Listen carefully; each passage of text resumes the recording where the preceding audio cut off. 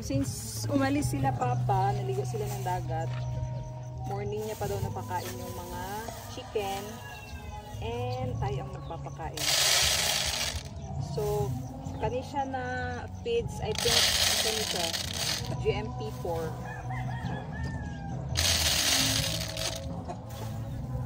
So, bago na ako nag-start mag chicken farming, mag-farm, actually, kayo naapog ko yung baboyan dito.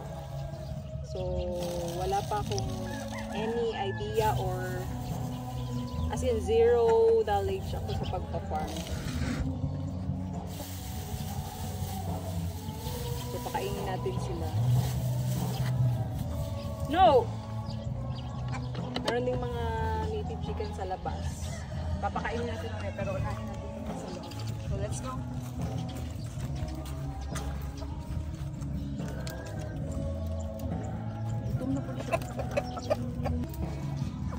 Wow, so very good. Pwede na ito iluto, ma'am. So, nakauna na ito sila, no? Dapat kani siya, nakabitay ni siya. At since wala pa bitay proper na mga gamit, everything is temporary. Kani siya nga breed is Rhode Island Red and Decal Brown. Nabili ko tong Rhode Island Red, 3 hens and merong isang rooster. Tapos ang Decal Brown, 3 hen and isang rooster din. Pero yung rooster, sabi ng nabilan ko, papahingahin daw muna.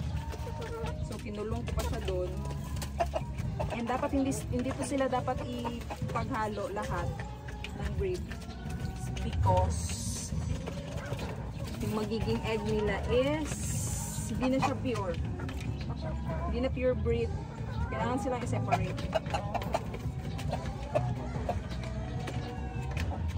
So, gutom kayo sila.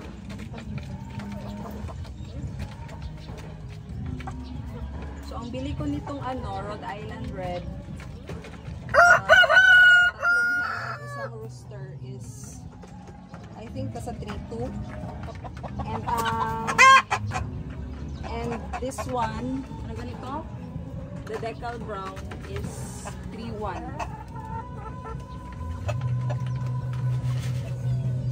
So yan, ipanggutom din sila mga sis. So na ay egg, look, merong egg. Ayusin pa natin kung ano nila kasi parang hindi to siya pwede ilagay sa floor. Ay sa lupa kasi ayaw nila ng malamig. So dapat nakahang siya. So, yun, palitan natin yung water. Lagyan natin, wait lang. Nagdagan ko yung food nila kay dagan-dagan ba sila?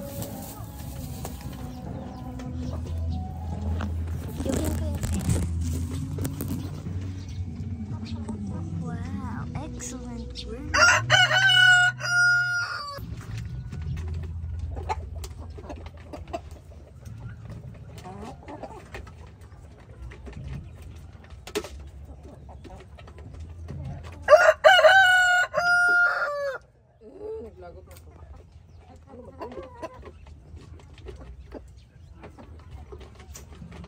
Takot ako sa rooster. Ako tabi sa kanya. Baka ikagat niya ako.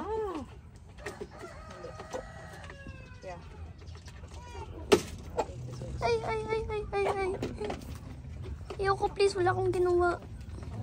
Wala akong ginawang masama. Wow, excellent job. Good job.